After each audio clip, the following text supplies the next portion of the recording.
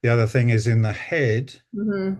we all have part of our soul, often at the middle at the back, that is waiting to come into full play. And Mm. it sends us messages and pictures and other things, which we see with our third That makes eye. sense. Yeah. Yep. And then we find that the right brain area There's more. is doing certain things, the left brain is doing certain Right. things. So we can start to bring energies together in the head, and then suddenly that can flood our body. Hmm. So no longer are we just operating, analyzing, judging, pushing ourselves, da da da da da da, but we start to expand our knowing.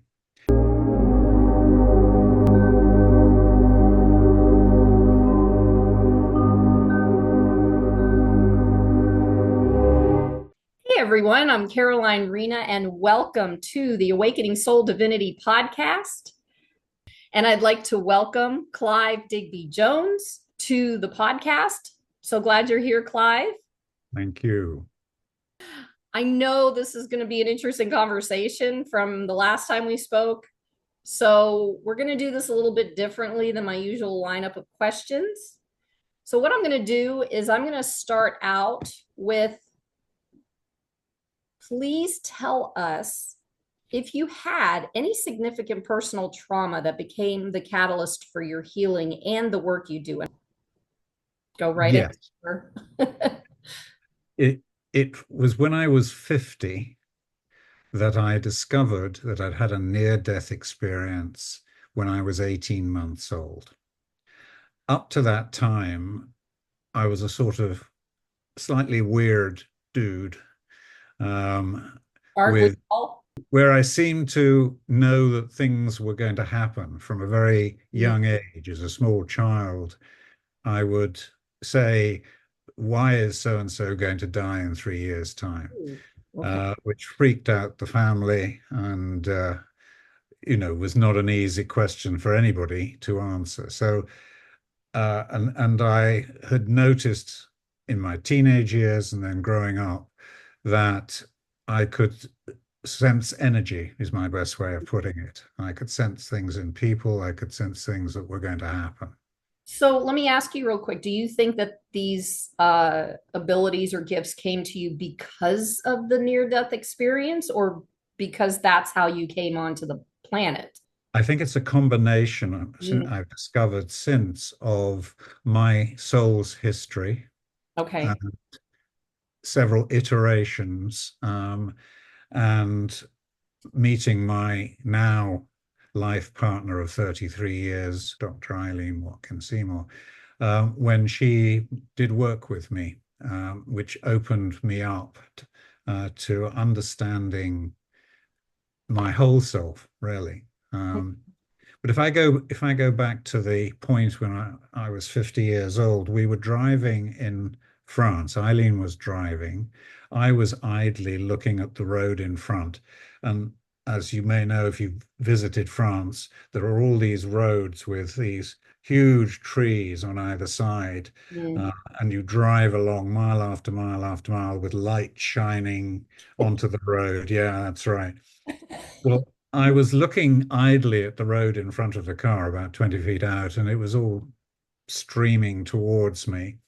And then I noticed a clear spot about 20 feet out. And when I moved my head to the left, the clear spot moved. And when I used my head to the right, whichever way is right, it moved the other way.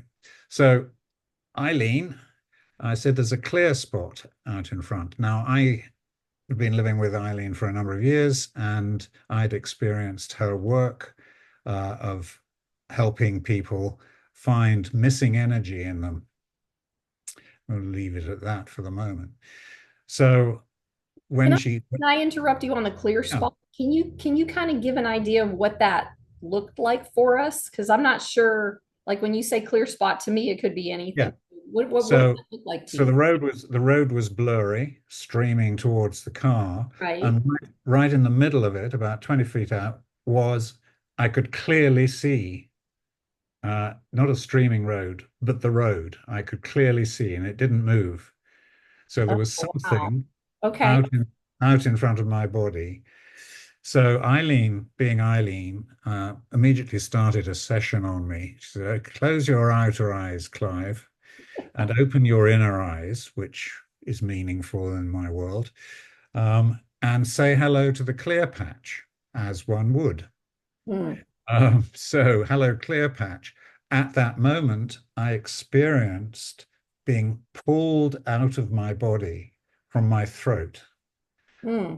So, my energy was coming out of my throat and it was going down a dark tunnel and it was going towards some light. So, I went, ooh, ooh. That doesn't sound good. It's not a train coming the other way. What the hell? Anyway, so I followed the path to the light, and I found I was looking down on a scene. And the scene was me at 18 months old, having swallowed a bobby pin in America, Kirby grip in England. What? Because Say that again. What kind? a bobby pin or a Kirby grip. And a Kirby Kirby. grip is a pin that you put in hair to Yeah. push it back. So Kirby. during the day, with my beautiful curls, I wish, Uh, um, my mum, when I went down for a nap, had forgotten to take out this mm, bobby pin, which was pushed up into my hair. So I'd discovered it, retrieved it, put it in my mouth and sucked it and swallowed it, and proceeded not to be able to breathe. that's not good. Okay. Wow. Hmm. I was there with my mother, who was somewhat hysterical, who was trying to get her finger into my throat and pull out the bobby pin. And I watched this experience and experienced this experience. And told Eileen what was going on. She said, "Well, here's the thing. You seem to be watching from above. So say hello to the energy that's above the scene." So I said, "Hello, energy."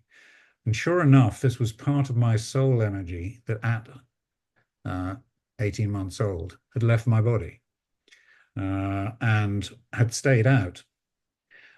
So she took me through a process of looking from that vantage point down into the little boy and finding what light was still there, hadn't died, uh, and helped it expand, which is a process of intentionality, something we use in our work. Hmm. So Okay. I helped the light expand in the child. The light above proceeded to come back down into the little boy, who then Hmm. started breathing. We then did a healing on the mother. What does that mean? It means looking into the figure of the mother to find her light, which was trapped. There's more to talk about how these things work with everybody. But anyway, she burst into light. So Hmm. now we have a ball of light.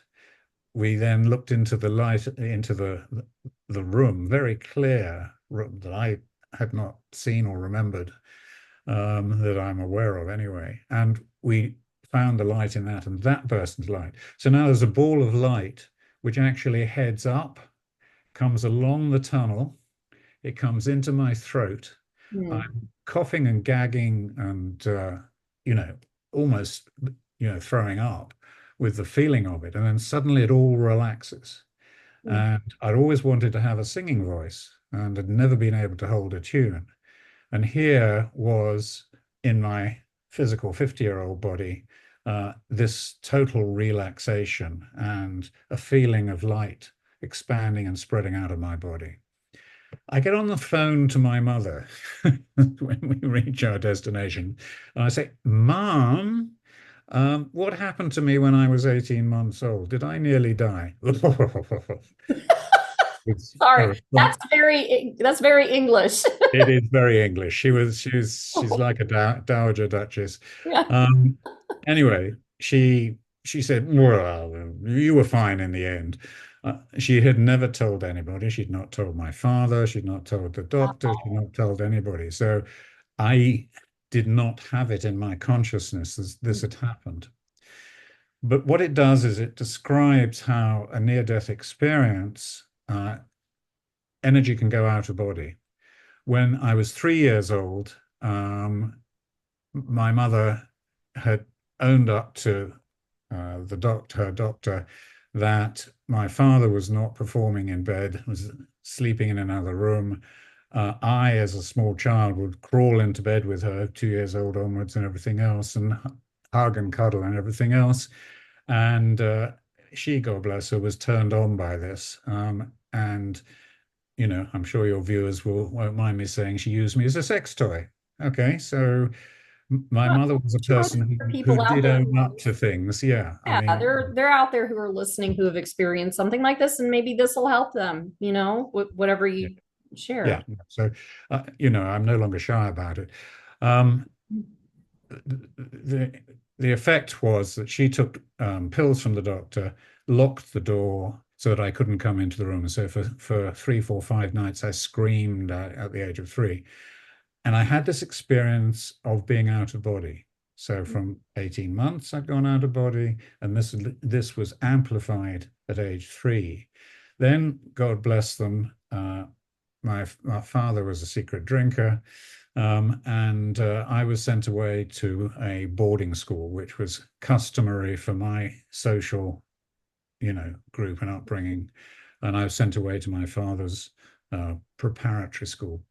Uh, Got on a train. I didn't listen very well. And when I was told that I would be collected for exeats to go out from the school, and then I would go to my father's senior school. It's a public school, one of the well-known ones in England. And then at 18 months, I would probably go to university. 18 years, I would probably go to university. So God bless me. All I heard was they're sending me away to prison, and I will get out when I'm 18. Yeah, So yeah. That's to add to my out of bodiness, mhm, uh, and the things that I did at this private school to cope and everything else, mhm, explained a lot of who I had become. So that was the near-death experience, and it was resolved with the work that Eileen does, which mhm, I now do, and which we can explain in due course. mhm. Yeah, and that's all very interesting. I want to ask you a question before I get into any the next one. Uh, Can you describe the difference between an out of body experience and a near death experience? Because I've heard that they're similar yet different. Do you have experience with or memory of the difference between the two of those? I have my own experience, and That's then why we're I here. have client experiences. So, um, to understand that we are energy beings in human form, light beings in human form, spiritual beings, souls in human form. Right. Um, when our light energy starts coming into form in mother's womb, uh, if we have a past life experiences, we're not a new soul coming in, um, may not feel comfortable to be fully born into our human bodies. Mm-hmm. If we're lucky, we are, and it's a nice, bright, shiny little baby reaching out with energy, not with words, to be welcomed, picked up, fed, hugged, so on and so on. And that's the way we get attention, is our energy radiating out of our bodies. Mm-hmm. Um, when we bump up against our parents, our carers, our siblings, God bless them, the first day at school, puberty, Mm-hmm. and other things as we grow, our energy, which is radiating out of us, however much it is, can feel hurt. It can feel not received, and it starts to withdraw. So Mm-hmm. we're no longer shining at the same rate. If this happens enough, and with hurt and other things, it implodes. That energy of us at a particular age implodes and fragments. So that makes sense to my understanding of programming. Is that Yeah, it in there? Okay. yeah. So it's like it's actually a natural process of protection that our light draws in. If you think of the the orphans in the, what was it, Romanian, I think, orphanage, who nobody picked up, nobody touched, and everything else. It's like they're lighted totally withdrawn into them. Yeah. So for pretty much everybody on the planet, we have these experiences of our energy drawing in, imploding, fragmenting. We're now left with bits and pieces of energy in our body, uh, which is the remnant of us at that age. Right. Um, and then the rest of the body goes on and ages, and some of it is extruded, pushed out. So people's experience of out of body can be related to our own energies, some of it at a particular age or ages, getting pushed out and actually accompanying us. If you add past lives, we can we can be carrying and bringing with us experiences, soul experiences. If you take our parents, you can have parental uh, inner and outer others, a sense of a presence. And then Of, generational trauma too, right? yeah, Yeah. yeah, that's right. And then you've got ancestral, Mm. where sort of layers of energy.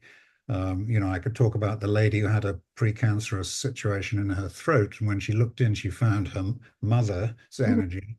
When we spoke to the mother energy, that gave way to the grandmother's energy, and there was a whole line of Irish women who had not spoken up about what the priest and the men were doing. Wow.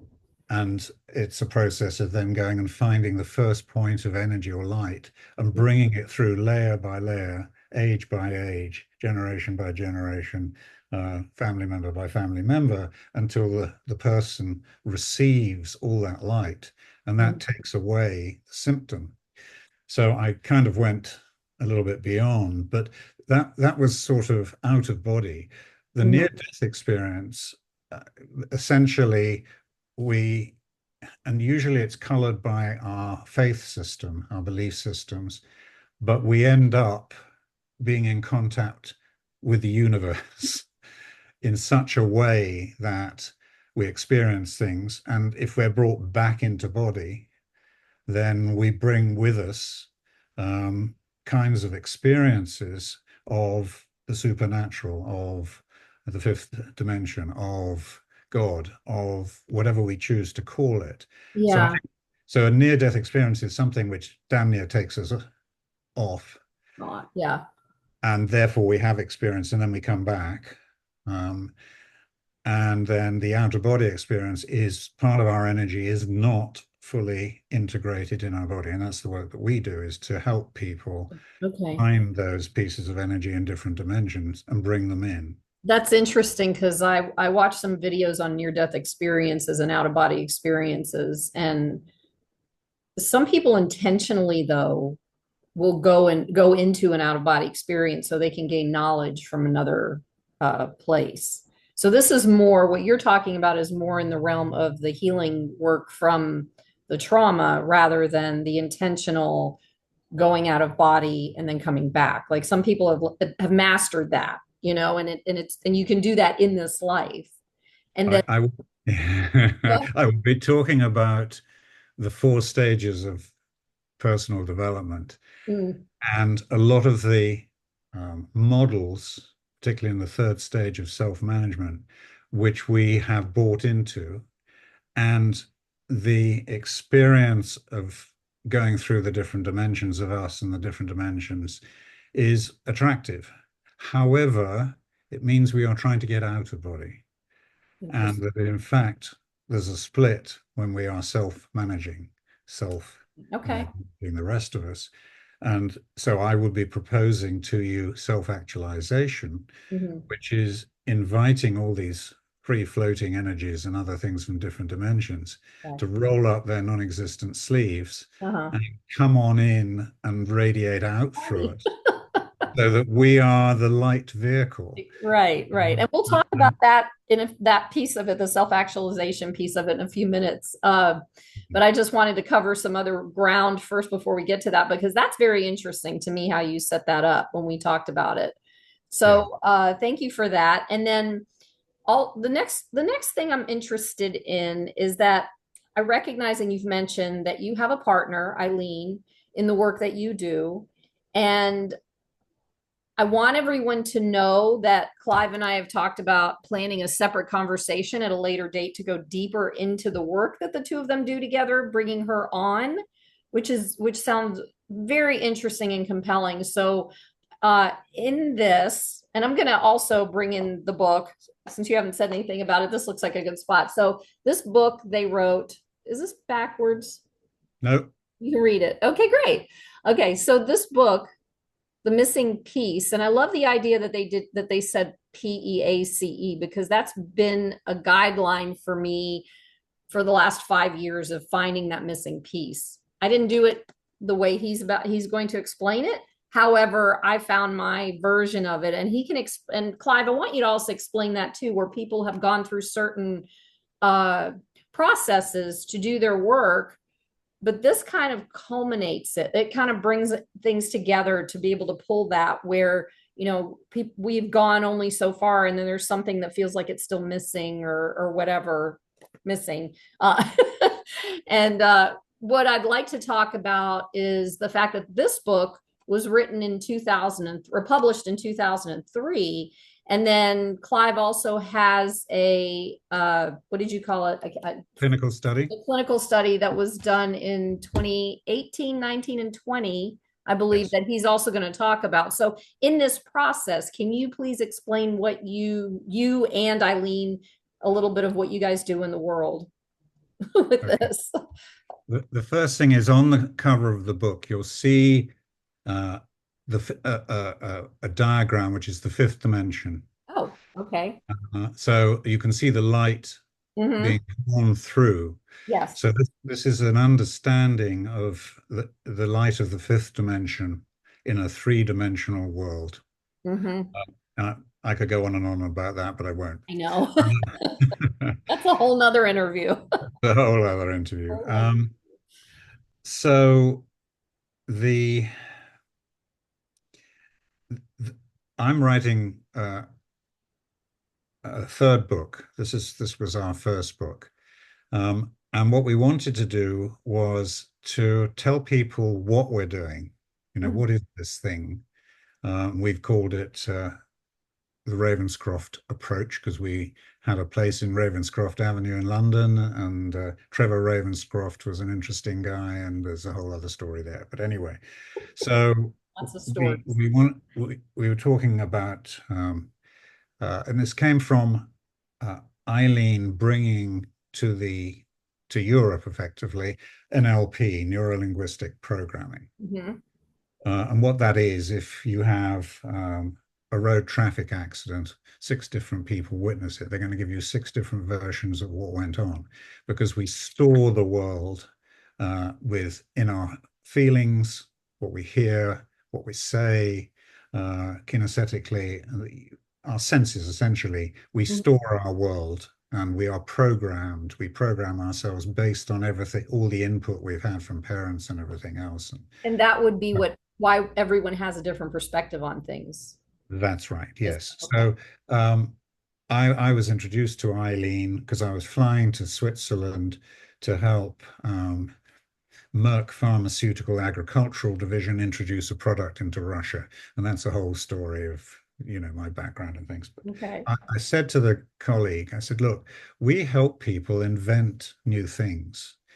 And then they take them back to their companies, and then they what they tend to do is it's a nice, bright, shiny star-like object, and they shave all the points off until it's nice and round, and it'll go through their company and the things they do and the way they think and how the way the world is.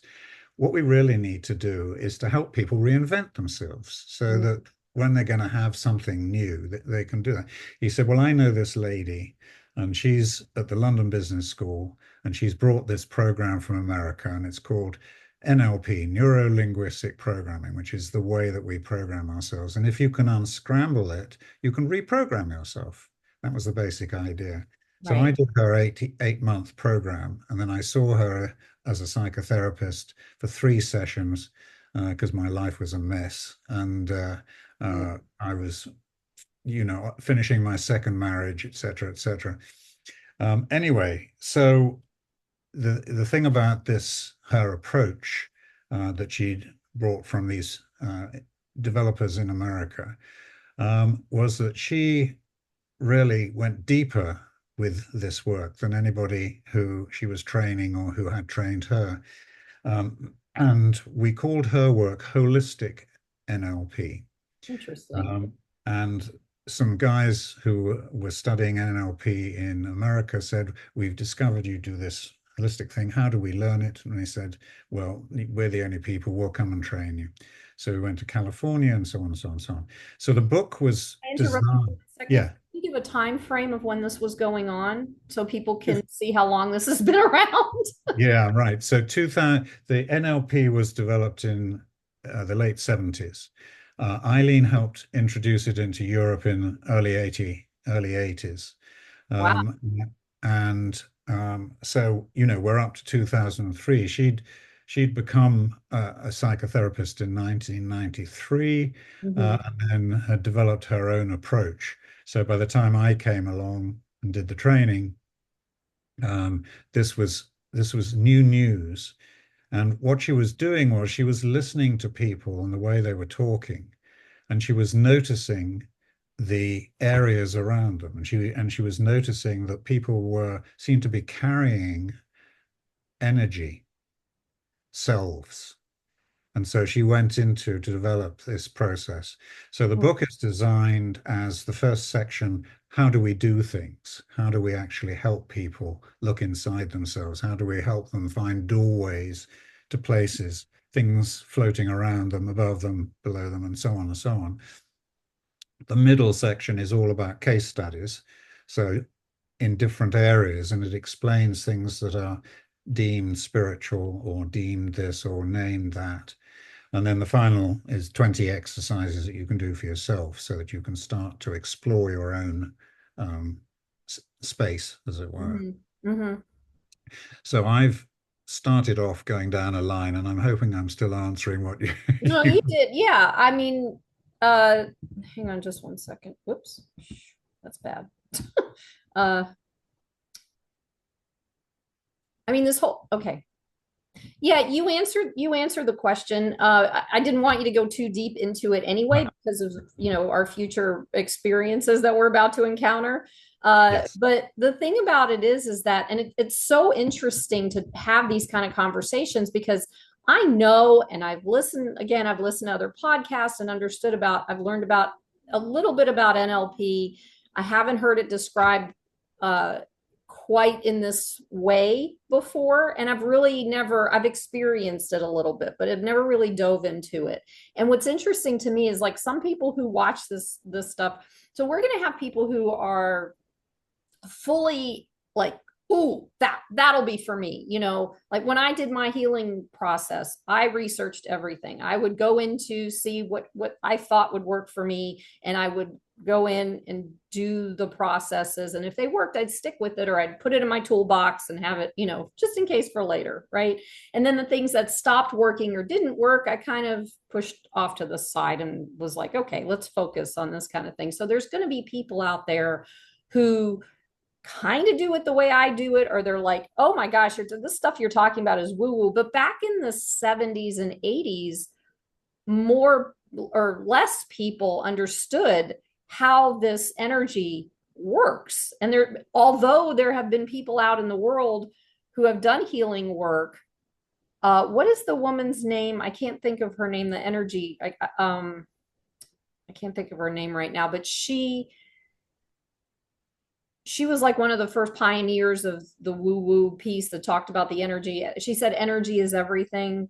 And that's important for people to understand that as they're learning what this is all about, because not everybody's going to be like fully available to understand what you're saying. But then we'll have people, like I said, who are like me, who are like, ooh, this is great. I love this. So there's a whole variety of people out there. And I just, for you to just give this basic information, I just hopefully that made sense, that I kind of, I'd leveled like, a little bit. yeah, it leads me to want to say the four stages of personal development. Okay. Um, the first stage is people sleepwalking through life. Right. So, they're surviving, they're raising their children, they're doing whatever they're doing, but there's no great questioning about the way things are. Yes. The Yeah. second stage is self-awareness, which is how come I'm not as good as the next person? How come I feel like this on different occasions? How come I'm triggered by that? And it usually ends up at the end of that stage that we start to blame our parents, um, Right. or something, Somebody. or somebody. Yeah. There was something that wasn't done, or could be done, or should be done, and so on. Yep. The third stage then is self-management. Mm-hmm. And this is where we study, we go with gurus, we do courses, That's what I was. Yeah. Yeah. yeah, there are then models that have been created in India and around about the world and about how energy soul operates, etc., etc. Mm-hmm. Mm-hmm. And for most of us, it's I want to work out how I operate, and thank you very much. I'll try a bit of this and I'll try a bit of that. Oh, that's interesting. I didn't know I did that sort of thing. So self-management, and that's also where a lot of people make money. So you end up signing up for a program and you end Mm. up coming back for another session I and know all all that. about that one. Yeah. Yeah. So it's a stage where it's wonderful. You discover yoga, you discover meditation, you discover this, you discover that, and Mm. you start to create rituals for yourself. And this is where it's self-management. So there's part of you that is helping you manage the rest of you. So at this stage, where pretty much everybody who's done any work on themselves is you feel that, you've got your tools, you've got your model, and you're managing life. Before you What? get into the last one, I want to mention something that I also learned the other day, and in relation to the self-management tools in relation to energy. Hmm. So these tools of yoga and self-care and the rituals, if you have a singing bowl or whatever, all these things give you access to higher levels of energy. So Yes. they help your mind, body, Raise and awareness. spirit, I guess is the best way I can put it. You can correct, share Yeah. other language, but for me, it's like it's the thing that put me in the place of raising my vibration. So the more Yes. I release the trauma, the more I use these tools, the more my energy started raising. And then now you can talk about the last piece Okay. because So, I feel that's what that. so it sounds pretty good. We're raising our vibration. Right. And for some people, even trying to get out of body, so we don't need a body anymore, I can just be with the divine. I can do that. So there are a lot of models that seem to point in this direction of expand Right. Right. and getting out. But there And becomes a desperation with that too. It's like, well, why would I want to be here in this crazy world if I can get out of it? yeah, yeah, So yeah. So act out. we talk about the fourth stage, which is self-actualization. Mhm. So what I will say is Eileen took me when we took a group to Crete one year, and we had them re-experience the previous 3,000 years of their souls, either in that region or wherever. I discovered that she'd taken me back to the first light as things were being formed on the planet. Mhm. Mhm. So, this is going to make me sound really weird and crazy, but Not to anyway, me, maybe to somebody, but not to me. yeah. But it was an experience that when I then started coming forward from the first light and things being formed, I went through all stages of evolution. So I experienced mineral, I experienced vegetable, I experienced the sea, I experienced things like when man first got sight, when man got fire, and so on. It's like Mhm. a history lesson in about 2 hours, but absolute experience and freeing myself to accept that that's the way things are. Yeah. She's most recently, because of the work I'm doing in the world now, took me back to the darkness before the first light and the light in the darkness. And that was an experience of pure light, pure energy. Mm, Other people would call it gold, whatever.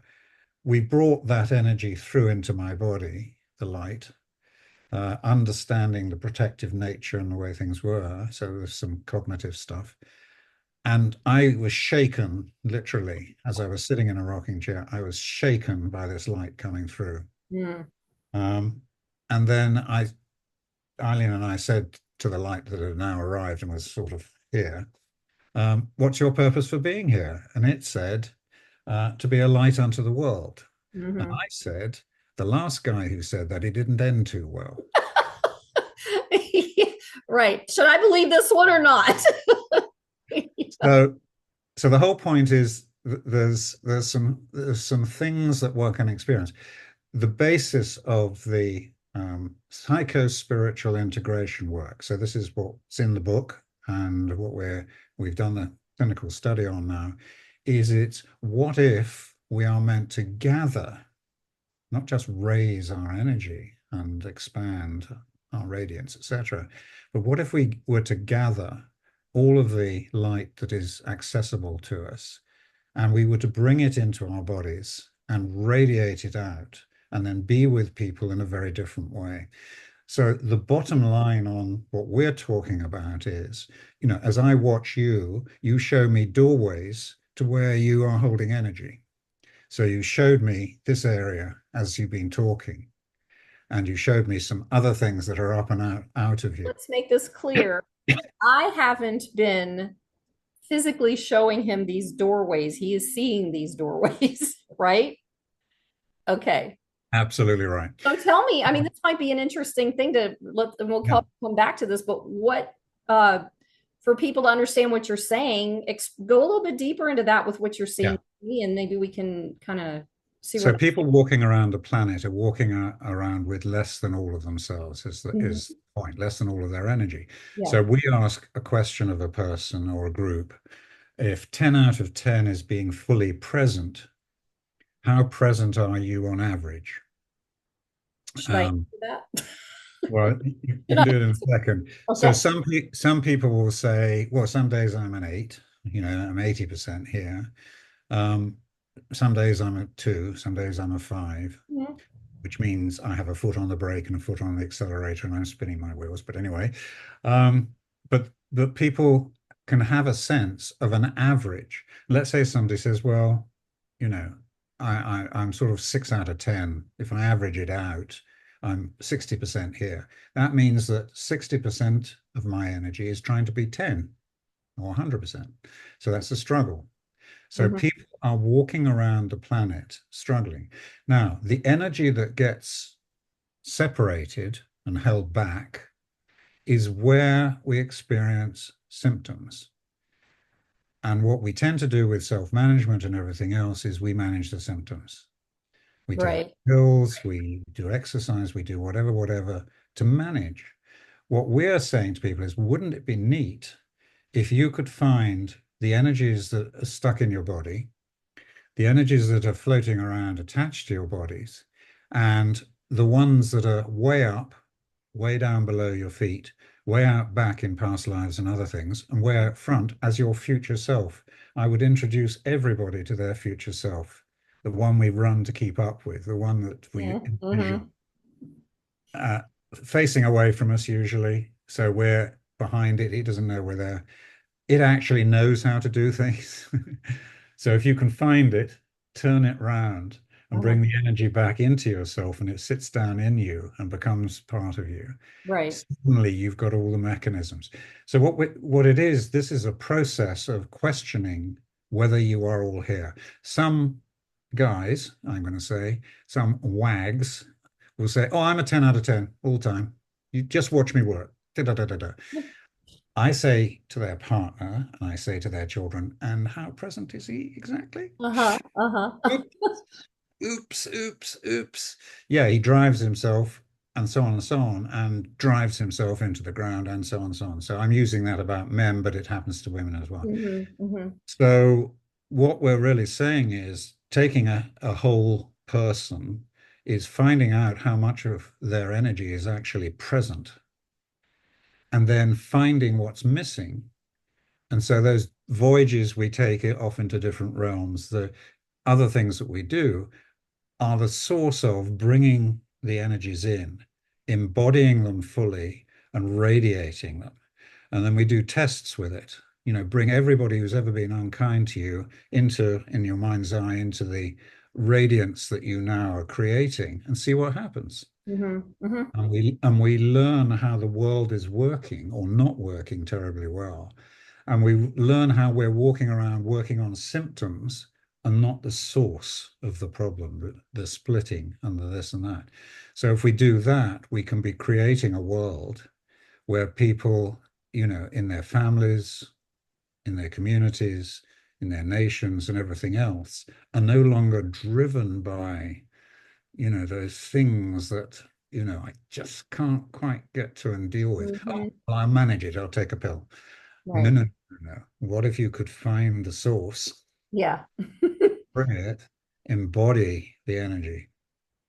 Yeah, that makes a lot of sense to me. That's why I was going to see if there was like, I don't know how, because I don't want to get too deep into it, so I don't know how that would work with this. But there's like, I even had a conversation with myself today. I have touched on my future self, so I've looked at her a few times, and it just depends on the circumstances as to whether or not she's still looking at me or she's looking because I'm so focused here.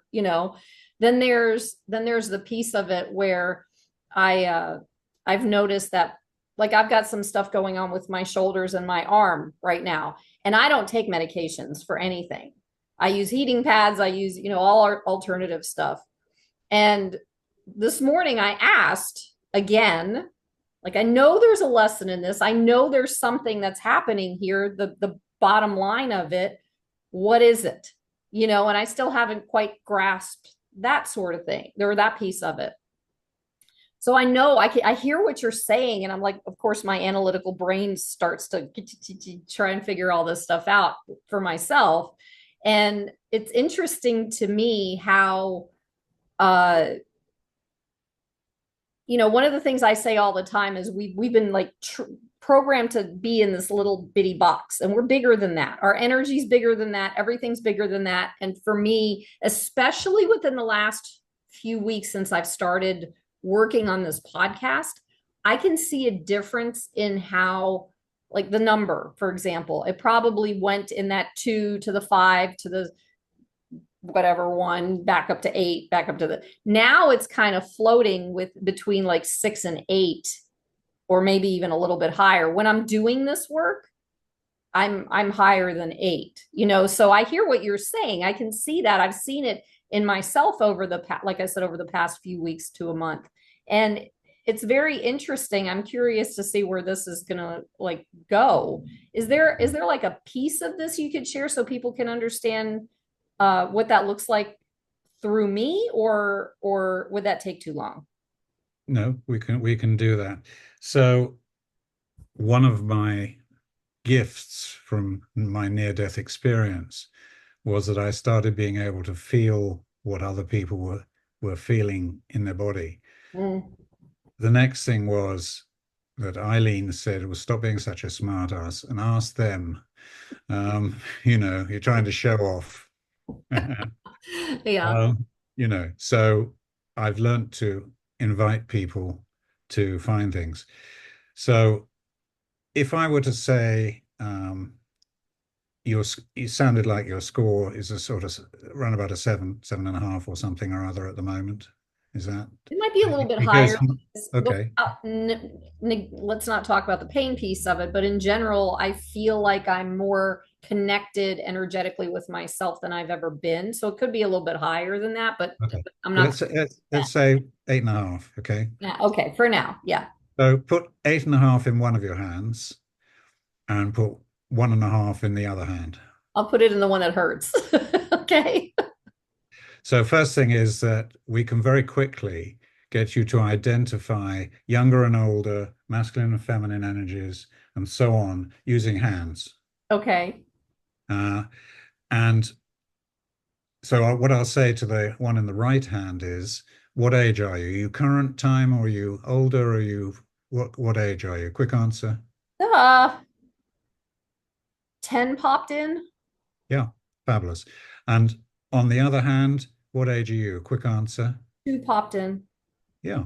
So we can start to get the start points for pieces of work.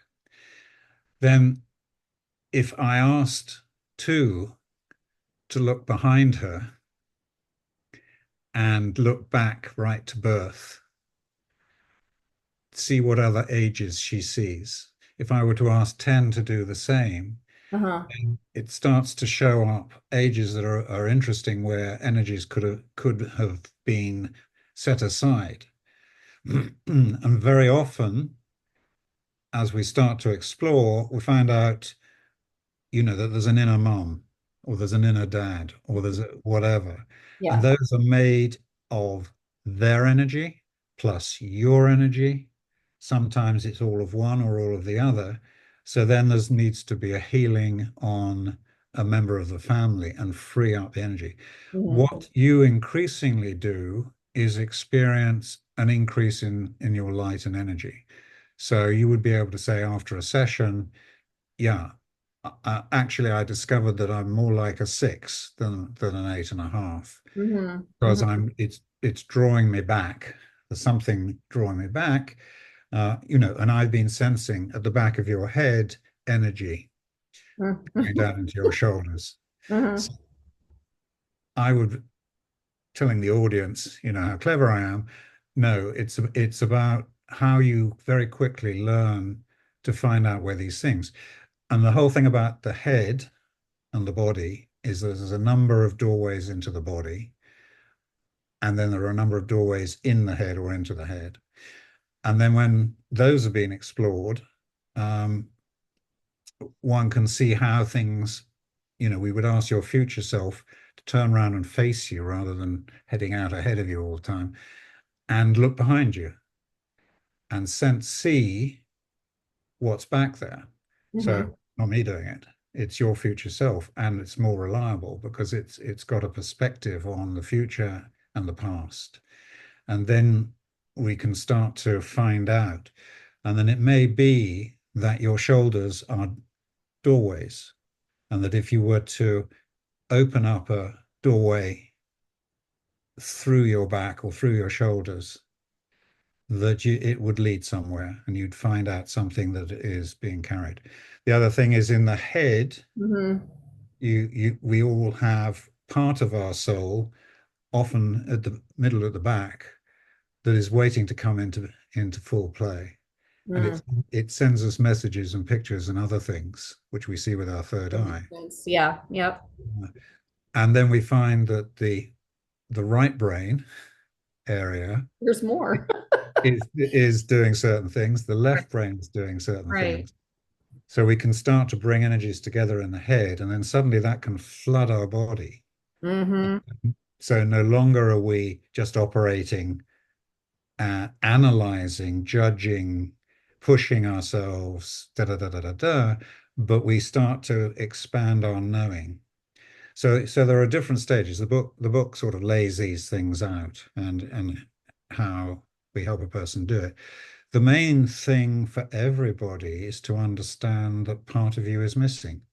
Hmm. And if that is true, where is it? Hmm. And then if there are ways that you can get to it, because otherwise what we do is we manage ourselves. Hmm. Yeah. We deal with each day, we do with it and whatever. So this is a healing process which can be done in groups. We want to train um, practitioners in this. We have trained practitioners in this. I have one who's close by in England, and Why? Yeah. he is an osteopath, and he's brought this work into his work, Mm. so that he can now find bookends and Mhm. doorways, Mhm. things. It's not just somebody comes with a wrist or somebody comes with a Yeah. shoulder. So it's totally opened up his ability. We have a lady who was a client, and she is doing a PhD in our work, and she works with pregnant ladies and postpartum ladies and things. And so she's helping a whole group there. Have another one who's been doing some work with the Dalai Lama, Mm, and she's creating a school with nice. Wow. approach to work.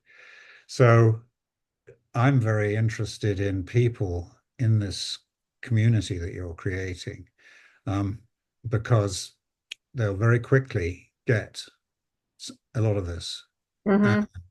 also, they're trying to do it everything for themselves and so on. And there are some ways to kind of help the process of becoming fully actualized. Yeah, yeah, that's very powerful. And just to share with the audience my experience of what you just said, when you were explaining the doorways in the head and the shoulders and where, other parts of the body, uh, my back in June, and this just hit right on it. I had a headache. I had an occipital. It wasn't a migraine, but it was the occipital headache where it was coming up from my occipital muscles, which is at the base of the head, or right at the top of the neck, and the pain went up the nerve pathways into my head. This went on for 3 months.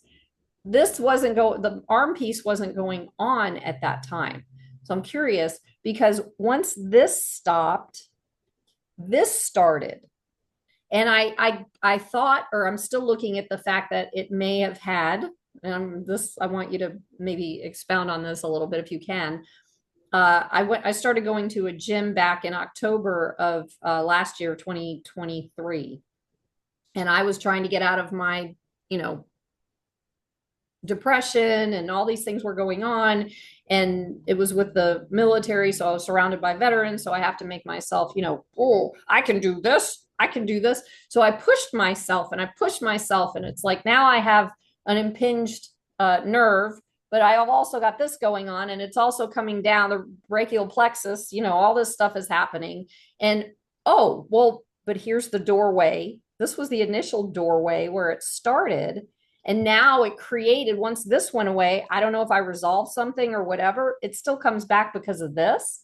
But once I move forward through that, now we're dealing with this piece of it. So here's a new doorway or another doorway or whatever. That's what it sounds like you're saying to me. So I wanted to validate that. For me, that made sense when you said that. Yes. So um, Eileen, when she is with people, will not suggest where to look or anything else. So she has you do the work and finding it. Right. If I'm getting something, as you were speaking then, so I'm getting actually back of the right brain.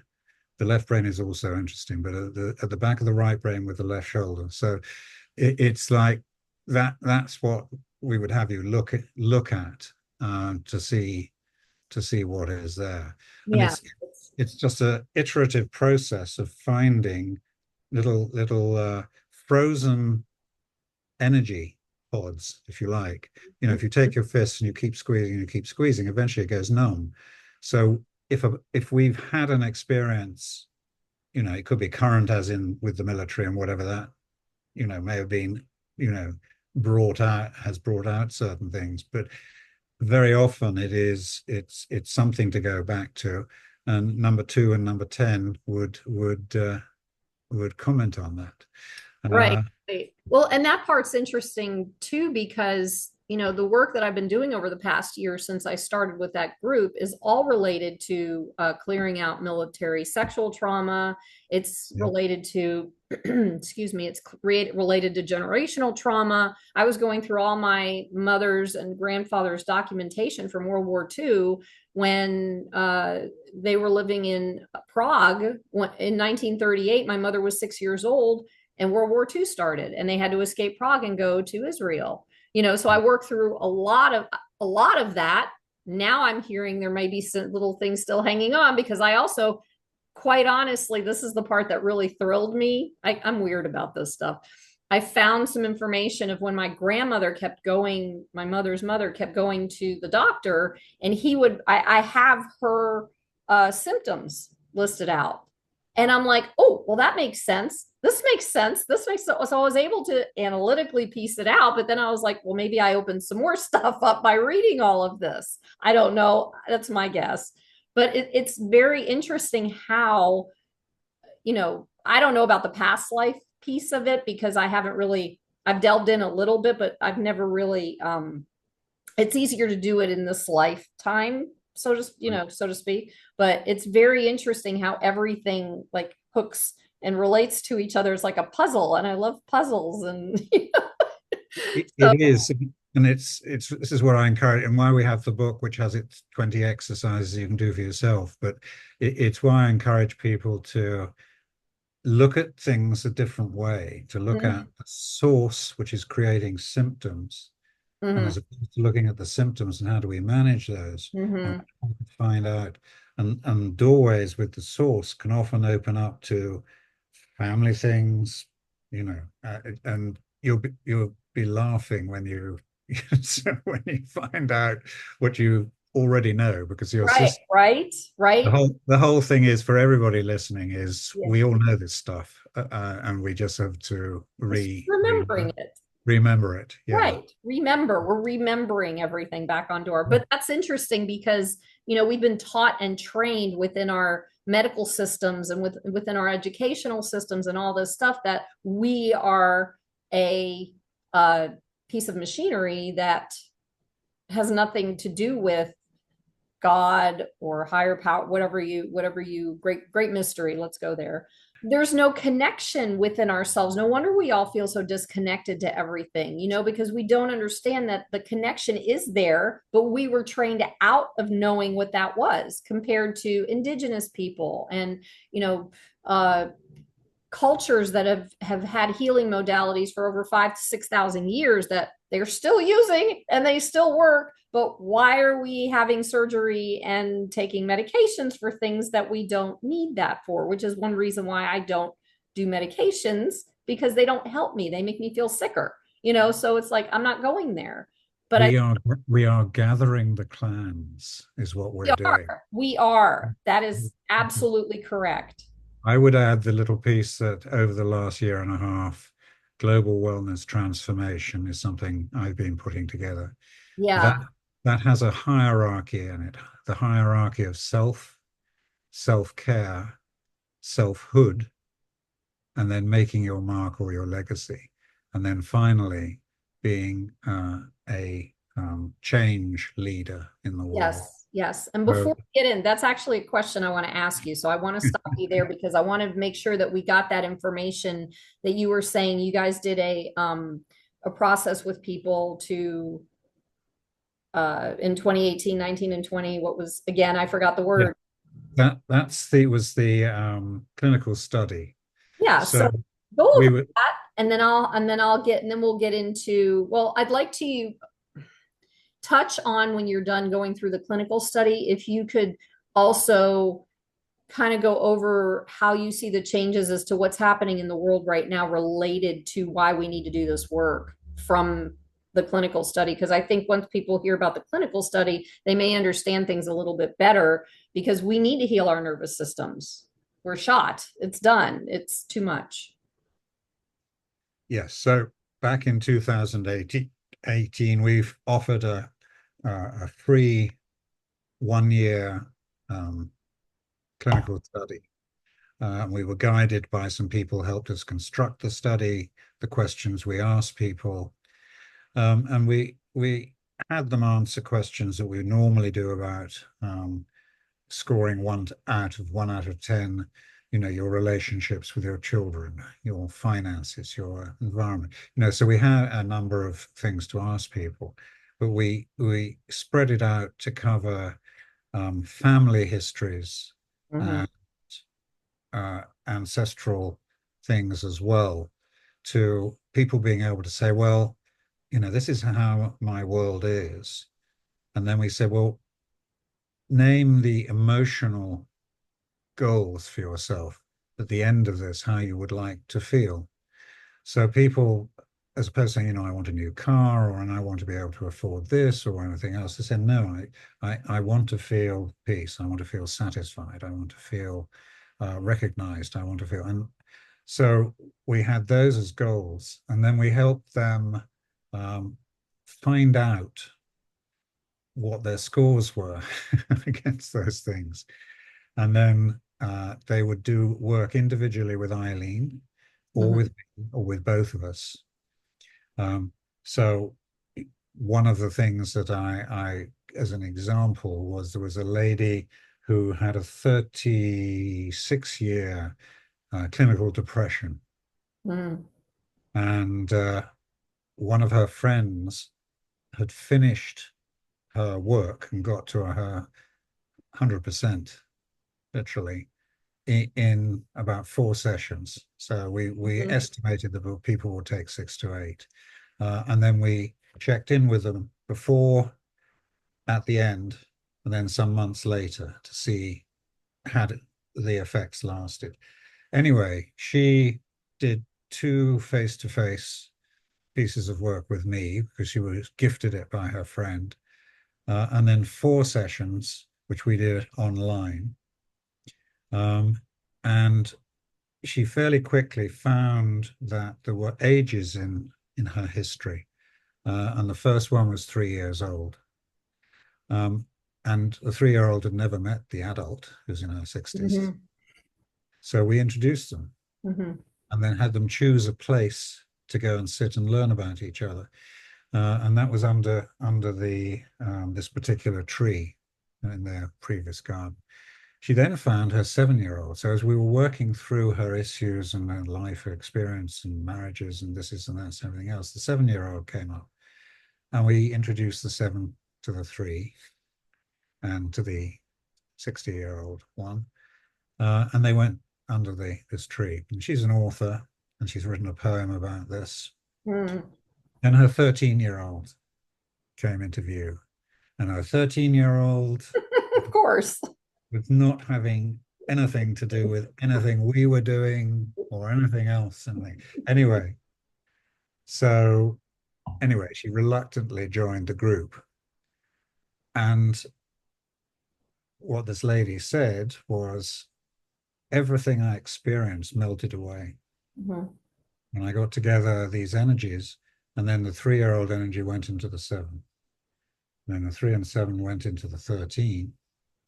And then the 13 reluctantly hugged the adult, Mhm. melted into her. And she basically said that this healing was so fundamental that not only can I experience the feelings I had, but I'm just free, and I'm going to write a short story or uh, an article entitled "The Healing," which he's been working on. So we each have these elements of ourselves. It can be very simple, It's just we got smacked by our dad when we were 2 years old, and our world collapsed in. In her Mhm. case, it was 3, and her world collapsed in. Mhm. Parents didn't, whatever was going on with the parents and all the rest of it also came out. And we had to heal each of the elements, the inner others, everything else. I just worked with another guy who's I've known for 45 years, who said, I've got a procedure happening in 3 weeks. My psychiatrist, I said, psychiatrist? I've known him, we've been buddies, and anyway, he said, yeah, he wants to put a screwdriver in my eye. I said, what? He said, yeah, he wants to numb the area in me that is clinically depressed. So he wants to apply some kind of process to my brain. So I said, would you be interested in trying an Wait, alternative? did they stop doing this in like the 30s or something or 40s? I thought they stopped that. Well, they just have a more sophisticated version, and it Okay. calls it by a Okay. more polite name. And Wow. anyway, so his score of how much of himself was available was 2 out of 10. Mm. So his experience and he has extreme disciplines. He created a not-for-profit called Chemists Without Borders, and he doesn't mind me talking about this. And it's a very, very large organization. Anyway, so he went through this process, and he got to a 5 out of 10. Mm. He felt a lot better, but he really wasn't moving forward, and all the things he did in his life to drive himself to achieve. Anyway, we got him to 6, and then he had a little break, and he was enjoying his family, and they were smiling, and all sorts of things were starting to happen. And then we did a piece of work that took him to 8. And at this point, he really had felt he was moving, but then he started falling over, falling down. Um, something was going on. His psychiatrist had signed him off at 6 out of 10. He said, oh, you don't need this anymore. Anyway, what we discovered, I said to him, if to move from 8 to 10, what would you need? And he said, I would need to let go of things, all the things I've been doing and managing and driving. It then turned out that actually who needed healing was his father, who at the age of 14, 15, had been in hospital for a year, gone deaf, and lost everything that he was going to be doing in life. Mm. And his father had become this man who couldn't hug, couldn't say I love you, even was very brilliant in things. When he got 100 out of 100 on a spelling score, so he said, well, how many others got 100? He wouldn't just validate the boy. Anyway, it turned out that it was the young self in his father at a certain age that needed the healing. And he was the one who decided to get up out of bed and to stop all of the things and everything else. And Mm. it all went away. So it's a little bit of an individual process for people. And it's recognizing that you're missing some pieces of yourself, and then recognizing that the things that you do to try and compensate for that actually are not taking you to where you fully need to go. And then Right. it's resolving the little pieces and suddenly feeling a sense of being fully present, Mm-hmm. radiating.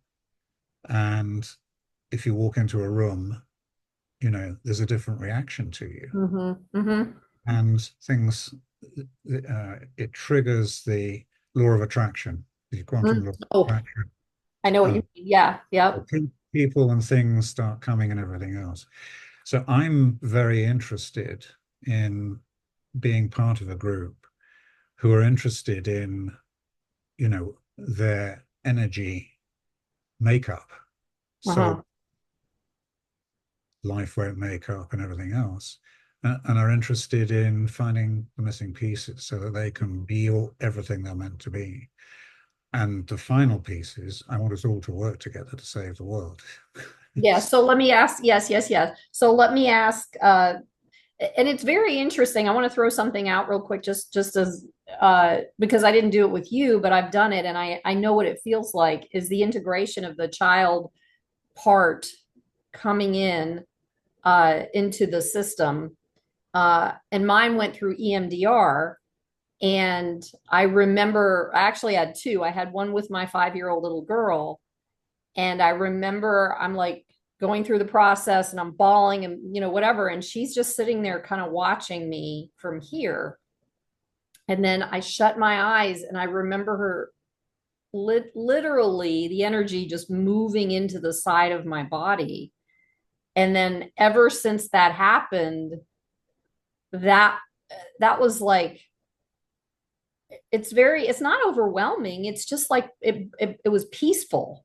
That was the only way I could explain it. It was peaceful. And then the other time I had an integration was with my mother and my grandmother, where we were walking through some generational trauma stuff. And at the end of that process, or close to the end of the process, I could feel both of them playing with my hair and rubbing, which I'd never had them do that. That's not who they are. We're talking about German, Czech, Eastern Bloc women, and I don't remember that. And they were playing with my hair. And then all of a sudden I could just feel them just melting into me. And they kind of came in this way. Yes, yeah. Yeah. So that's what that feels And like. that's where you've got a little bit more to do just out the back of that right side. Yes. Oh, real. Okay. Okay. So there it is. So let's get into this piece of it. Oh, go. You know, Yeah, the something. thing is that everybody needs to move beyond, oh, I found my inner child and now I'm looking after my inner child and so on and so on. That's a good first step and Yes. stage. Yes. But it is finding this energy and bringing it through. Yes. What I've set up with some colleagues is something called global wellness I was going transformation. to ask you about that question because you were, Yeah, yeah. and true legacy creation. Mm-hmm. Mm-hmm. Um, and And you it's and your, let me interrupt you real quick. You and your, both you and your partner are working on this together. well, Eileen and I are working on her bit, Perfect. Okay. And this is, which is these is ways the to, RAPSI, yeah, psycho-spiritual ways to integration. connect people together to Yeah. change or upgrade systems that aren't working anymore as well. Is that correct? I just wanted to make sure I had Yeah. that. Okay. So go ahead and give a, So Eileen's piece is we want as many therapists, coaches, social workers, parents mhm, understanding what is possible to become whole, mhm. which will change the dynamic in the family, in the community, and so on and so on. Uh, Education. yeah, yeah, absolutely. Okay. And there's a lie of lack which we have to change amongst many people in terms of abundance and what is possible. Yep. I know all Uh, about that one. yeah, the other bits are just things that I've been drawn to. You know, for example, in within global wellness transformation is a project to acquire and develop 1 million regenerative microfarms, so organic and other types.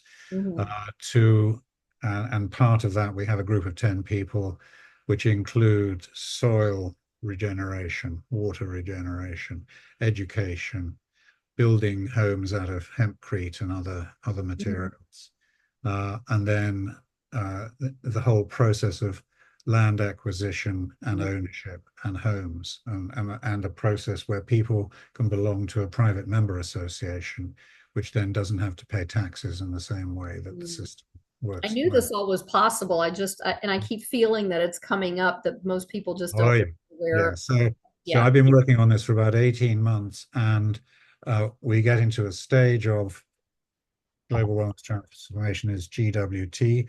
We're in January launching Fogwarts, Friends of GWT. And if it sounds like Hogwarts, Well, not only so because it's coming from your accent. That's why it sounds like Hogwarts. right. So Friends of GWT, Tactic. I it only costs you, it's the power of 10, which goes through all of the things that we've been talking about. right. Become 10. It costs you a one-time sum of $10, €10, or £10 to join Friends of GWT because we want to bring people who want to have things better in the world. Mm-hmm. You can just watch this happening. You can be given information on inspiring peoples and projects, and you can become part of the solution. Mm-hmm. So, Hmm. I love yeah, that. Yeah. and I embrace all the organizations who have the people of different beliefs and different experiences Hmm. because we can work together on that. Absolutely. Yeah. Yeah. And Okay. I'm 77. What? I'm 77. You got time. I'm just starting again. Oh, oh, you were always you were also going to mention something about who are you, Ravenscroft University? Yeah. So how do people learn about this, train in this, join us as practitioners and so on? We're forming who, then capital R, capital U. So who are you? It's a self piece. Who I are you? know. And then the university is designed to create RAPSI institutes. So we've been talking to some universities who might be interested in having a little section where this gets tested and tried and everything else. And What does RAPSI mean again? Can you? it's the Ravenscroft approach, the raven, the bird, which Right. flies into the darkness to bring back the message from Great Spirit, is the raven. So the Ravenscroft approach to psycho-spiritual integration, Okay. uh, Okay. Yeah. as in Now finding your missing piece. that's right. So I'd love to people who are interested, who are trainers, people who are healers, people who are interested in being able to help their fellow family and community and everything else. Right. We want to be able to spread this out. And it has some money attached to it when you work with people. So we want to share the legacy with Mhm. those who want to As come it in and should help us be. create this. As Yeah, it pardon? should be. Yeah, as it should be. As it should be. And that's interesting because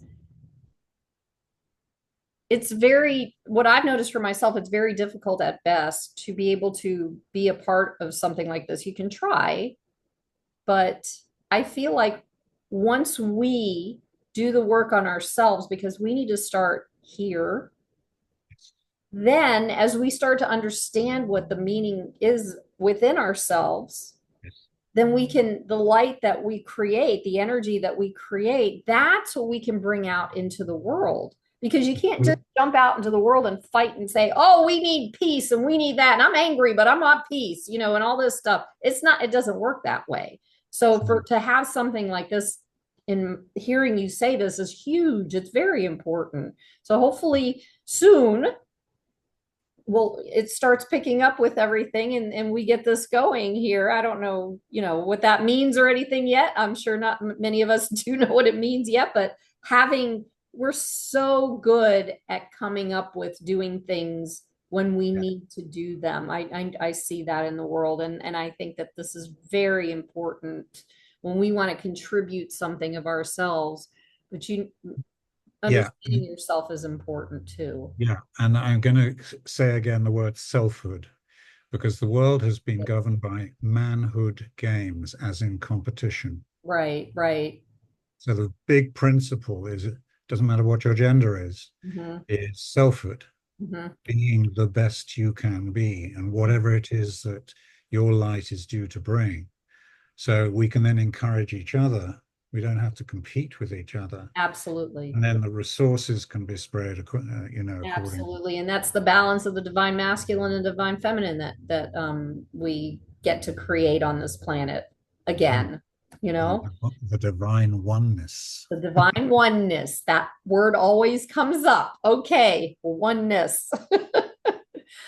So, Clive, I really appreciate you sharing all this information. I have a few questions I want to ask you and see where these answers go. So the Okay. first question I have is, what does awakening mean to you at this time on the planet? It's remembering, Mm-hmm. and it's deep inside of us is the imprint, um, and the light. I just will read Eileen's splendid statement, which is, it is our job to find, reintegrate, embody, and radiate the light so that we and the light can experience what it means to be fully human. Yes, that's exactly. Okay, thank you for reading that. I appreciate it because that's what this podcast is all about. The awakening piece is not even about awakening your soul because your soul's already awake. It's about Yeah. awakening the humanness part of it and bringing that light. Whoa, that hit. I need to put that on my website. I might have to get that from you. Please do. Please Yeah. do. Okay.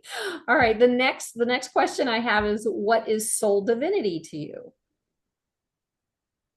So I start as the Quantum Jockey, which is what I'm called on LinkedIn. And after I stopped laughing when the branding agent said, "Oh, you're the Quantum Jockey," I went, "What do you mean by that?" And she said, "Well, you're helping guide people. Mm-hmm. You're helping guide fast-moving legacy builders and senior people and others to um, bring light into the world in whatever form that takes. It's not about the money, folk." Um, and people have labeled things in the world, Mm-hmm. and therefore there are faith systems, there are belief systems, there are groups, and there are various other things. I tend to be more general and say it's light, energy and light. And in whatever forms it's taking, and the aim is to be whole. Um, Right. so to me, the light is the divine. I call it the source. Um, and whatever divinity uh, we each believe in, and whatever works in terms of the model that we lead our life by and the groups we join and everything else, I think there's a fundamental thing, which is that we are the light. Hmm. And we need to be creating ourselves as a light vehicle for more light, the light, so that we can be fully human Yeah, and absolutely. to radiate. And it's the process of radiating that light that attracts other things and that clears the way and everything else. So I think soul divinity is, I think, owning that we are part of this glorious whole, Hmm. is absolutely right. We need to do that. We need to know we're important in this. And then we each have a job to do to be that full light in the world and be the vehicle for the rest of it. So does that mean that all of us who have been taught that we're not good enough is a lie? That's not I one of my questions. I'm just curious to think have to say. the way I would put it is that we're meant to be 100% radiating, Ab and, and the process of coming into being dampens that down. yes. Uh, Yep. so it's we have missing pieces, and that's where NLP talked about, finding missing pieces of yourself and so on. Right. So it's all here, but some of it is withheld. So Hmm. it's not that we're not good enough; it is that we aren't whole, and and People this is feel like based off of their experiences and the things that they went through as children and even as we get older, the feeling is that we feel like we're not good enough. It doesn't mean we are not good enough. That's what I was trying to get you to go yeah, and direction. Yeah, we've bought the lie of lack, that's right. So that falls in there too. Yep. Okay. and you know we are absolutely glorious beings, um, hiding out in sort of shabby clothes and other. Right. So let's strip off Right. We're done with that. Okay. and each of us find our radiance and That's radiate. right. That's right. So the next question I have, you kind of touched on it for a second. What is God or source? In terms of my own experience of the first light and the darkness before the first light, it is a source of energy, consciousness, and other things. And we have separated ourselves Mm, by naming God and divinities and other mechanisms without realizing that we are the source, and there's more of us to find. mhm, So uh, I'm happy with God. I speak to God in different ways, in different times, and different styles. I was brought up Anglican Christian. I became Jewish when I was 1998. Eileen's Jewish. okay. I was And raised that, and Jewish. that wasn't the reason I did it. It was because I found a past life as the Baal Shem Tov, that I actually helped found um, one of the movements in the ultra Oh, Orthodox that's Jew. interesting. So I studied for 4 years. I studied a certain amount of Buddhism. I had to study, various other things. And I came to a point of no ritual, Hmm. simply being all I can be. And earning recognition and other things through integration and integrity. Have I made mistakes? Yay! Yeah. Yeah. Who doesn't? I'm writing the book, putting Humpty Dumpty together again. Yeah. That's hilarious. You mentioned that before. I love that. Yeah. That's a good title. That's, And one of the chapters, one of the early chapters is Who Stole My Now? How come I'm not all now? yeah. Yeah. So, Wow. yeah, so Okay. what am I? I'm like all of us, soul light, soul energy, wanting to be fully expressed. Beautiful.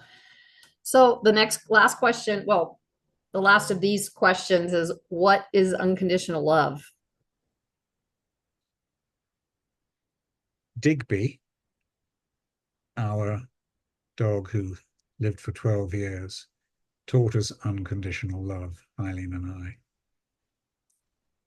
And Why Digby is just in case anybody wonders about the English bit, the Digby Park goes back to 1066 and the Norman conquests. So, wow. Wow. How can people get in touch with you if they want to find more out about the two of you or you yes. or So there's a or website, www.ravenscroft, Ravenscroft, the nest of the raven, ravenscroft.com. And that talks about Eileen's work, psychospiritual integration. It offers a 30-minute call on a Friday, which sets things in motion.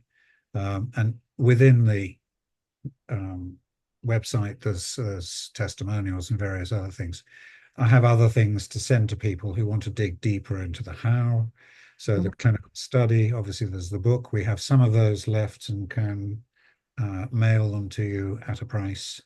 But you know, my email address is cdigby-jones without the hyphen at gmail.com. So if you get bored with trying to go onto a website and book a thing and you just want to get in touch, feel free, and we can find out how this might be relevant to you. okay, perfect. Thank you for that. And last but not least, is there anything else you would like to add or share with our viewers before we go?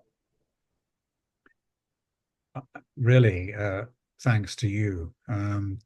It's not often that I meet people who are this open, this ready to explore, uh, sharing themselves and their learning, uh, and inviting others who may have thought they were the only ones who felt the way they did, That's mhm. to come and join. And I have absolutely no idea what it is we will create together, but I just feel that our energies are aligned and others will join, and something magnificent is already forming out of this because we are magnificent. Mhm. Thank you. Thank you so much for saying that. And it's you know how they say that we attract like I guess like attracts like and the mirror neurons will like what you like in somebody else, your mirror neurons are pulling from that, or what you dislike in somebody, your mirror neurons are pulling on that for you to heal. But that's how I feel. It's like this energy, your energy. I feel exactly the same way. So I appreciate you saying that, in reference to me. That was really kind. You haven't even met Eileen yet. Oh I boy. met Eileen yet. She's lovely. Yeah, And I'm sure she is. I'm looking forward to it.